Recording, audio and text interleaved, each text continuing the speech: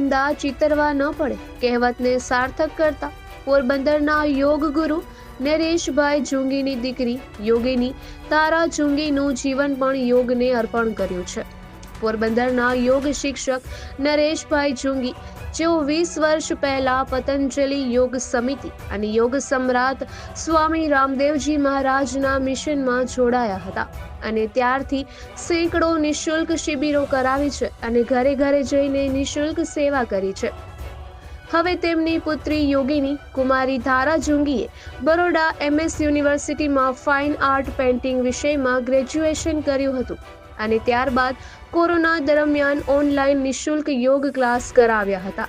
ત્યારબાદ હરિદ્વાર પતંજલિ વિશ્વવિદ્યાલયમાં યોગમાં માસ્ટર ડિગ્રી મેળવી હતી અને સાથે સાથે થેરાપીઓનો અભ્યાસ પણ કર્યો હતો અને તેની સાથે સંગીતમાં ડિપ્લોમા પણ કર્યું હતું અને પોરબંદરના યોગમાં ડિપ્લોમા કર્યું હતું. ત્યારબાદ પોરબંદરમાં સંન્યાસી આદિત્ય દેવજીની ભવ્ય યોગ શિબિરનું આયોજન કરાયું હતું.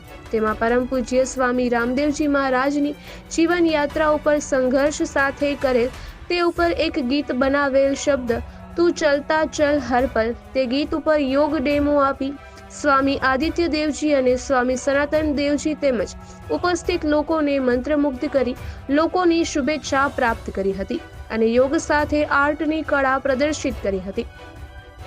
ઉપરાંત સંન્યાસી આદિત્ય દેવજી અને સનાતન દેવજી બંનેના સ્કેચ કરી તેઓને અર્પણ કરી આશીર્વાદ પ્રાપ્ત કર્યા હતા.